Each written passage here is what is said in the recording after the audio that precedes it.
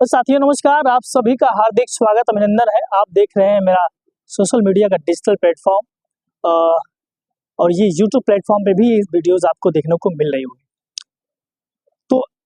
दो खबरें मैं आपके सामने लेकर आऊँगा जिस मुद्दे में आपसे बातचीत करूँगा। पहला मुद्दा ये है कि जिस प्रकार से अमेरिका ने भारत के नागरिकों के साथ जो अमानवीय व्यवहार किया है वो कैसा है, इसको आप अपनी कमेंट्स के माध्यम से आप उसमें अपनी प्रतिक्रिया दे सकते हैं। दूसरा मुद्दा, प्रयागराज में जिस प्रकार से जो कुंभ मेला का आयोजन किया गया, उस आयोजन में जिम्मेदारी किसकी है? जो लाखों की भीड़ थी और उसमें लगभग हजारों की तादाद में जिन लोगों की मृत्यु हुई है, सरकारी आंकड़े बहुत कम है, लेकिन वहाँ के जो चश्मदीद हैं, जो वहाँ के रहने वाले लोग हैं, जो उस मेले में गए थे, उनको उन लोगों के द्वारा जो बातें सामने निकल कर रहे हैं, उनसे जो लोग पत्रकारों के माध्यम से जो इंटरव्यू वगैरह जो लोग कर रहे हैं, वो खबरें काफी भयावह है। और इतना बड़ा आयोजन, बड़े भव्य तरीके से उसका आयोजन किया गया, लेकिन अब सवाल ये है कि जब आपके पास उतनी क्षमता नहीं है किसी चीज को कंट्रोल करने की, उस मामले को, उस भीड़ को, तो फिर आप इतनी बड़ी तादाद में लोगों को वहां पे क्यों बुलाएं? बात धर्म से जुड़ी हुई है, आस्था से जुड़ी हुई है लोगों की, लेकिन सरकार इस पूरे आयोजन को बहुत बड़े रूप में दिखाना चाह रही थी। तो जाहिर सी बात है, जो विपक्ष है वो सवाल तो सत्ता से ही करेगा, क्योंकि जो पूरी देखरेख, जो उसकी पूरी जो जिम्मेदारी थी वो सरकार की ही थी, और विपक्ष पूरी तरह से हमलावर भी है। और जिस बुलडोजर का भारतीय जनता पार्टी जबरदस्त अपना जलवा दिखा रही थी, बुलडोजर के माध्यम से लोगों के घरों को नस्ते नाबूद करने में लगी हुई थी, अवैध करार दे करके, अब उसी बुलडोजर के माध्यम से लोगों की बॉडी उसी प्रयागराज के धर्मस्थल पर या उसके कहीं अलग जगहों पे दफना दिया गया। अब धीरे धीरे जिस प्रकार जो बदबू आ रही थी, और वहाँ पे प्रयागराज में रिपोर्टिंग करने गए कुछ पत्रकार जो यूट्यूब पे काम करते हैं, सोशल मीडिया पे काम करते हैं, वो अपने कैमरों में उन चीज़ों को कैप्चर कर रहे हैं, और वो जहाँ की ग्राउंड, वहाँ जा कर के ग्राउंड रिपोर्टिंग कर रहे हैं, और वो बता रहे हैं कि जो वहाँ की स्थिति है इस वक्त की बड़ी दयनीय है। और जिस प्रकार वहाँ के उस धार्मिक स्थल में जिस तरह से लोग अपनी जिंदगियां खोए हैं, अपने परिवार से बिछड़े हैं, मेरी हृदय से उनके परिवार वालों को और उन लोगों को विनम्र श्रद्धांजलि है। और मैं ईश्वर से प्रार्थना करता हूं कि उनको, उनकी आत्मा को सुख और शांति मिले। लेकिन ये जिस प्रकार से उस चीज का डंका बजाया जा रहा था, वो डंका कहीं ना कहीं घातक साबित हो गया। और जब आस्था को मार्केटिंग करने लगेंगे तो उसका परिणाम गलत आएगा। आस्था एक अलग चीज है, और किसी भी धर्म की जो आस्था होती है उसको उसकी मार्केटिंग नहीं करनी चाहिए, क्योंकि ईश्वर अनंत है और प्रत्येक कण में है। और दूसरा मुद्दा ये कि जिस प्रकार से अमेरिका ने भारत के नागरिकों को हथकड़ियां डाल करके भारत भेजा है, वो कहीं ना कहीं भारत के विदेश नीति पर सवाल खड़ा होता है। और जिस प्रकार से जब ट्रंप भारत आते थे, नमस्ते ट्रंप के बड़े बड़े बैनर लगते थे, होर्डिंग लगते थे, और इंटरनेशनल मीडिया, जो हमारी मेन स्ट्रीम मीडिया जो भारत की है, वो ये कहते नहीं थकती थी कि भारत के मौजूदा प्रधानमंत्री श्री नरेंद्र मोदी जी का जो दोस्ती है वो ट्रंप जी से बहुत ही जबरदस्त है, और अमेरिका और भारत का जो बॉन्ड है, रिलेशनशिप है, वो बहुत ही जबरदस्त और मजबूत है। लेकिन ऐसी मजबूती जो देखने को मिली है वह ईश्वर न करे कि कभी हो। और ये भारत के इतिहास के लिए सबसे कह सकते हैं बहुत ही दयनीय स्थिति है कि हो सकता है कि आने वाले वक्त में और भी कुछ देश करने लगे।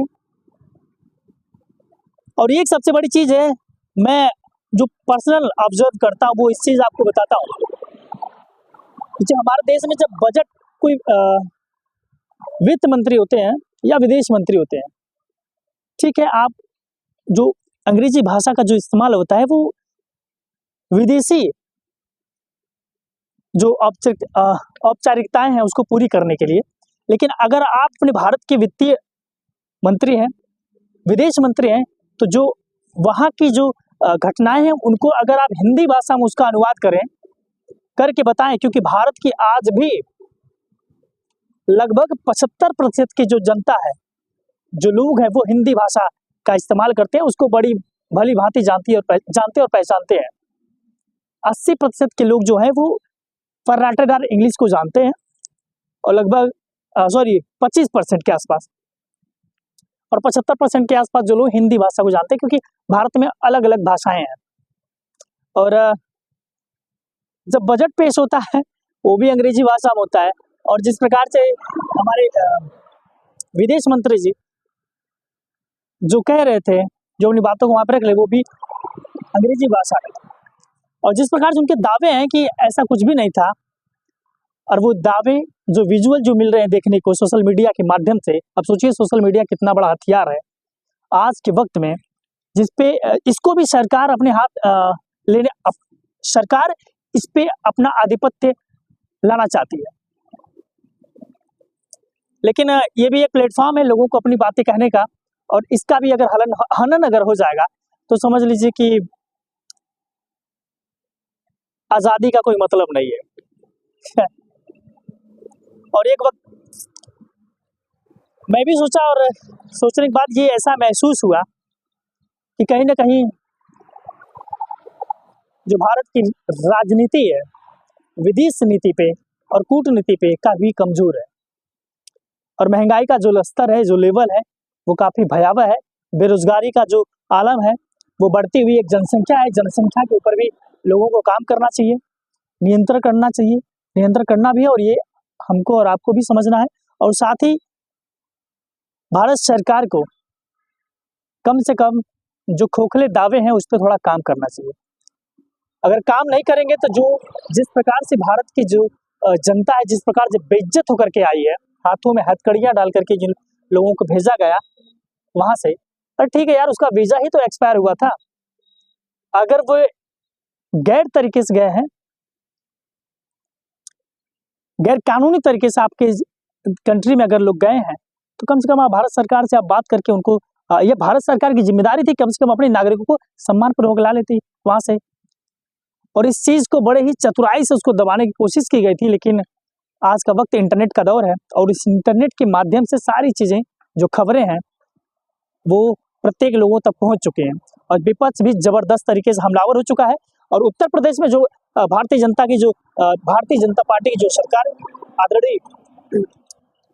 मुख्यमंत्री श्री योगी आदित्यनाथ जी हैं, और जो महाकुंभ की जो दुर्घटना हुई है, अब उस पर सवाल उनके ऊपर भी बहुत जबरदस्त तरीके से विपक्ष हमलावर भी है, और होगा भी क्यों ना, क्योंकि जब आप किसी चीज का आयोजन करते हैं और उस आयोजन करने में आवश्यकता से अधिक लोग वहां पे चले भी गए, क्योंकि ये आस्था का एक विषय था, और आस्था कभी किसी की बदी नहीं होती है, आस्था सबकी है। और लेकिन आस्था को मार्केटिंग नहीं करना चाहिए। मार्केटिंग करेंगे तो उसके लिए परेशानी हो सकती है, और ये जो समस्या खड़ी हुई है, ये मार्केटिंग के ही नतीजा है, क्योंकि धर्म का कभी मार्केटिंग नहीं करना चाहिए। धर्म एक ऐसी कड़ी है जो किसी को जबरदस्ती नहीं बुला सकते आप उसमें, वो तो एक सबकी अपनी अपनी जीवन शैली है, वो जहाँ चाहे वो जा सकते हैं। और धर्म को जब राजनीतिक फायदे के लिए इस्तेमाल किया जाता है तो उसका नतीजा ऐसा ही होता है। और काफी हृदय द्रवित भी है, क्योंकि उनका परिवार, वे लोग जो लोग अपने परिवार के लोगों को वहाँ पे खो दिए हैं, अब उनके हृदय से पूछिए कि किस खुशियों के साथ वे स्नान करने के लिए गए थे और आज के वक्त में उनकी हालात क्या है। तो कहीं भी जाएं, सतर्क रहें, सावधान रहें, भीड़ भाड़ इलाकों से बचें। और आस्था अपनी एक विषय है, आस्था के ऊपर सवाल नहीं है, लेकिन जब इसके कुछ लोग मार्केटिंग करने लगते हैं तो कहीं ना कहीं उसका परिणाम भी गलत होता है, क्योंकि ये जब हम कुदरत के खिलाफ जाते हैं तो कहीं ना कहीं उसका जो परिणाम होता है वो बहुत ही भयावह होता है। चैनल पे अगर नए होंगे चैनल को सब्सक्राइब जरूर कीजिएगा, अपनी बातें साझा इसमें कर सकते हैं कमेंट्स के माध्यम से, और